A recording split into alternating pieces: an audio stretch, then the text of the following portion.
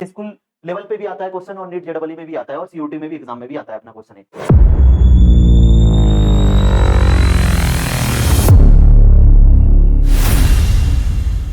Hello दोस्तों, क्या हालचाल है? दुनियादारी छोड़ो, कुछ नया सीखो।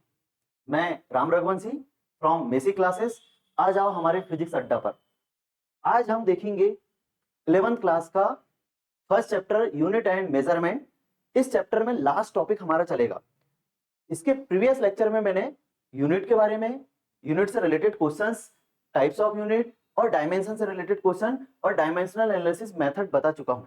अभी हमारा लास्ट टॉपिक बचेगा जिसमें हम डायमेंशनल एनालिसिस वाले में एक और मेथड होती है, यहां पर हम डायमेंशन वाले में लॉ ऑफ होमोजेनिटी पे बात करते हैं कि लॉ ऑफ होमोजेनिटी क्या होती है डायमेंशंस के लिए।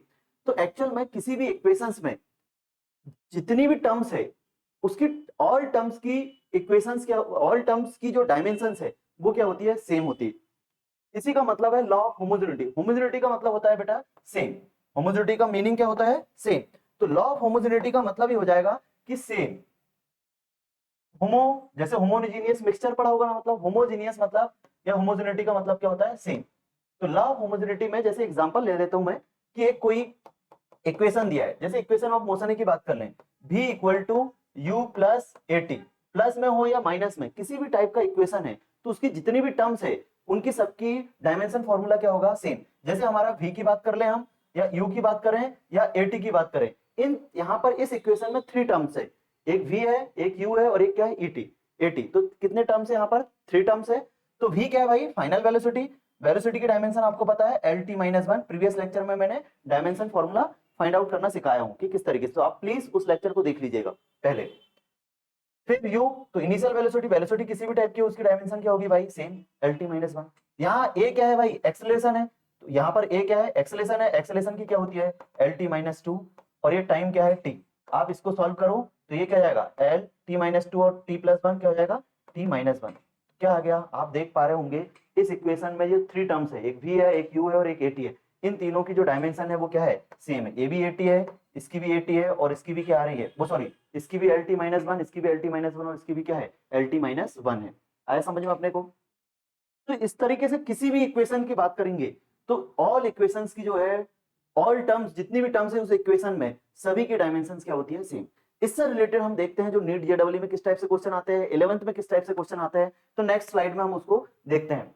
तो हमारा आएगा first question, find the dimension of constant A and B for given equation f equal to at plus bt का स्क्वायर। मतलब साहब आपको एक इक्वेशन गिवन रहेगा और बकायदा बोलेगा कि कोई कांस्टेंट उसमें है इस इक्वेशन में और उस कांस्टेंट की डायमेंशन फाइंड आउट करना है। तो जैसे इक्वेशन देखा हमने, वो आपको क्वेश्चन में ये नहीं देखा लॉ ऑफ होमोजेनिटी से सॉल्व करो, ये अपने को यूज करना पड़ेगा कि यहाँ पर लॉ ऑफ होमोजेनिटी का यूज करना है। तो हमने देखा कि भाई ये क्या है? इक्वेशंस है और इक्वेशंस में कांस्टेंट है और कांस्टेंट की डायमेंशन फाइंड आउट करना है। तो हम जानते हैं लॉ ऑफ होमोजेनिटी से कि इस इक्वेशन में कितनी टर्म्स है? 1 2 एंड 3। ये 3 टर्म्स की डायमेंशंस क्या होगी? सेम होगी। तो इसका मतलब मैं क्या कर सकता हूं, अगर मुझे ए निकालना है, ए की डायमेंशन, तो मैं एफ इक्वल टू क्या लिख सकता हूं? 80।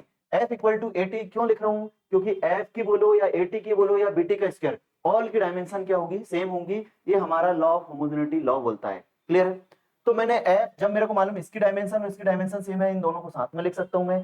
किसकी डायमेंशन निकालना है? ए की निकालना है, तो F divided by T equal to क्या लिख दूंगा मैं? 8। और मैं जानता हूं कि फोर्स का डायमेंशन फॉर्मूला क्या होता है? M L T minus two. तो मैंने क्या लिखा? M L T minus two. नीचे टाइम का डायमेंशन क्या होता है? T equal to 8।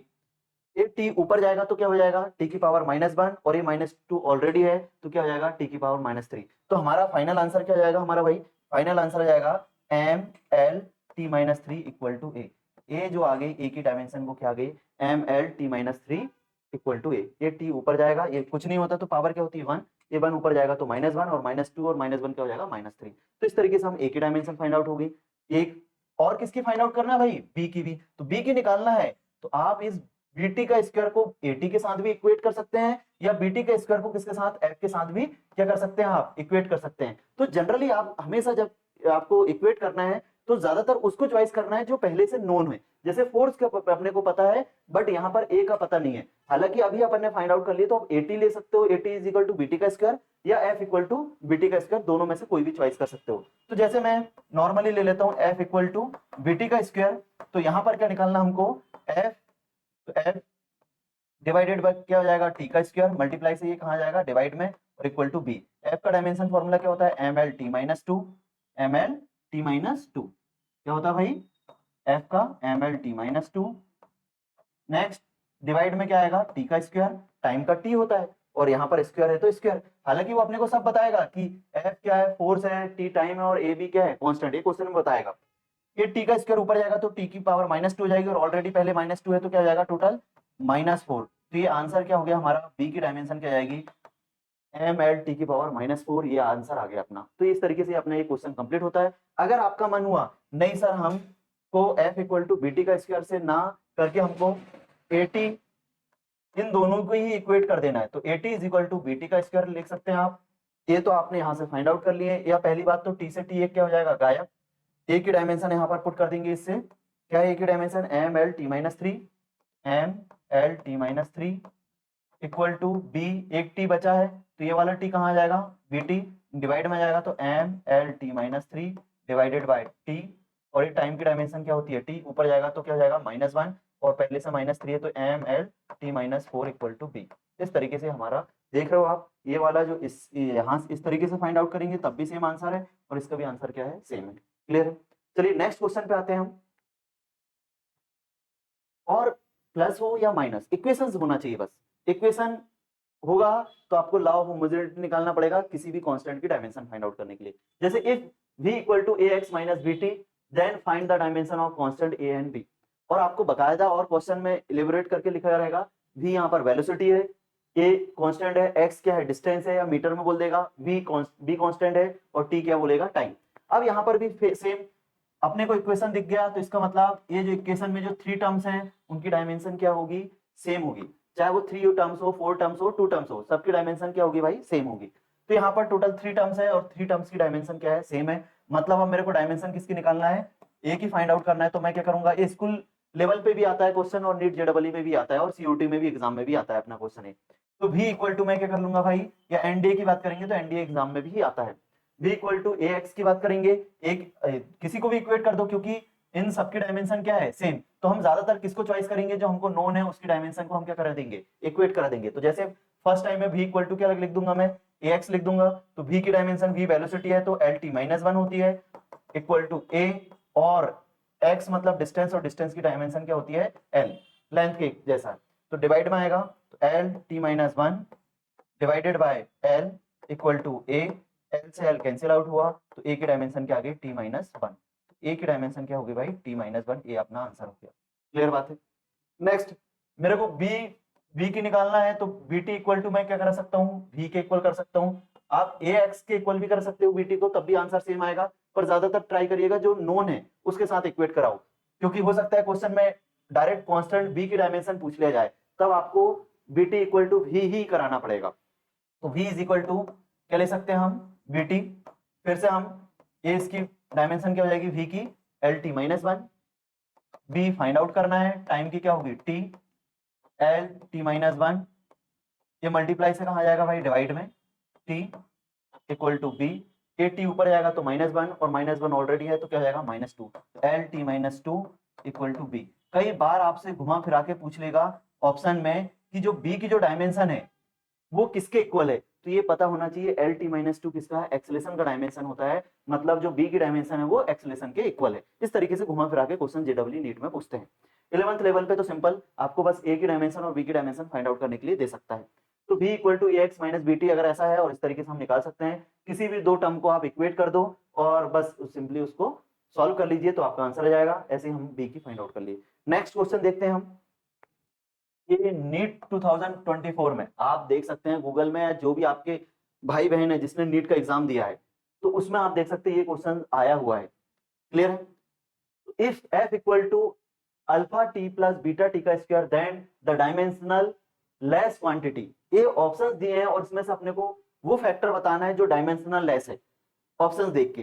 तो सबसे पहले भाई हम अल्फा और बीटा की डायमेंशन पता है अपने को कि नहीं? हमने देखा ये इक्वेशन है मतलब इसमें क्या लगा देंगे हम, लॉ ऑफ होमोजेनिटी। ऑल की डायमेंशन क्या हो जाएगी, सेम। एफ की डायमेंशन बोलो या अल्फा टी की बोलो या बीटा टी का स्क्वायर, और इसमें अल्फा और बीटा की हम डायमेंशन फाइंड आउट करके इसमें पुट करके देखेंगे ऑप्शंस में कि कौन सा ऑप्शन डायमेंशनल लेस क्वांटिटी को फॉलो कर रहा है। तो सबसे देख लेते हैं हम भाई। सबसे पहले हम क्या निकालेंगे, डायमेंशन ऑफ अल्फा। तो इसके लिए क्या करेंगे, F equal to alpha T. Force की डायमेंशन क्या होती है भाई, M L T minus two. Force की डायमेंशन क्या होती है, M L T minus two. Next alpha time, ये बताएगा आपको कि एफ फोर्स है, टी टाइम है। टी डिवाइड में जाएगा तो एम एल डायरेक्टली कर सकते हैं, ये डिवाइड में जाएगा तो ऊपर जाएगा तो -1 और पहले से -2 है तो क्या हो जाएगा -3। तो ये अल्फा की क्या होगी हमारी डायमेंशन। सेम वैसे मैं क्या कर सकता हूँ, बीटा की डायमेंशन निकालने के लिए एफ इक्वल टू क्या कर सकता हूँ भाई, बीटा टी का स्क्वायर, क्योंकि हमको मालूम है ऑल टर्म की डायमेंशन क्या होती है सेम, तो इसलिए इसमें भी 3 टर्म्स है, इन तीनों में से किसी को भी हम दो को इक्वेट कर सकते हैं। एफ की डायमेंशन से फिर से क्या होगी, M L T minus two. F की dimension M L T minus two और बीटा टाइम की क्या होगी, टी और स्क्वायर लगा तो स्क्वायर लगा देंगे।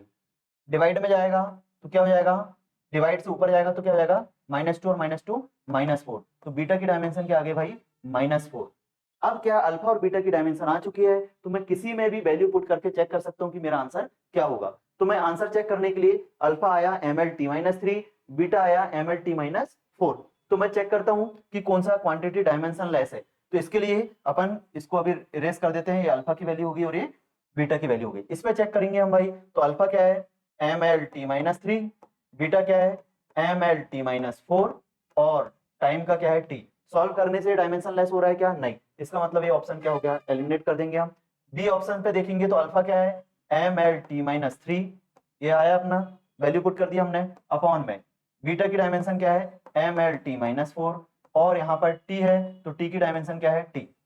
सॉल्व करेंगे इसको हम, तो सॉल्व करने से क्या होगा भाई, ऊपर तो mlt-3 है, डिवाइड में क्या होगा, बेस सेम है तो पावर ऐड हो जाती है, तो mlt-4 और t+1 क्या बचेगा, t-3 बचेगा। ये देखो सेम आ गया, सेम सेम क्या हो जाएंगे, कैंसिल आउट, 1 बचेगा। 1 नंबर होता है और वो क्या होता है डायमेंशनलेस, इसके आगे हमको सॉल्व करने की रिक्वायरमेंट नहीं है। तो इस तरीके से हमारा बी ऑप्शन क्या हो जाएगा करेक्ट। तो ये नीट 2024 में आया हुआ है क्वेश्चन। नेक्स्ट आते हैं हम होमवर्क। आपका होमवर्क है, आप कमेंट बॉक्स में आंसर्स बताइएगा। और ये होमवर्क क्या है, find the dimension of A and B for given equation.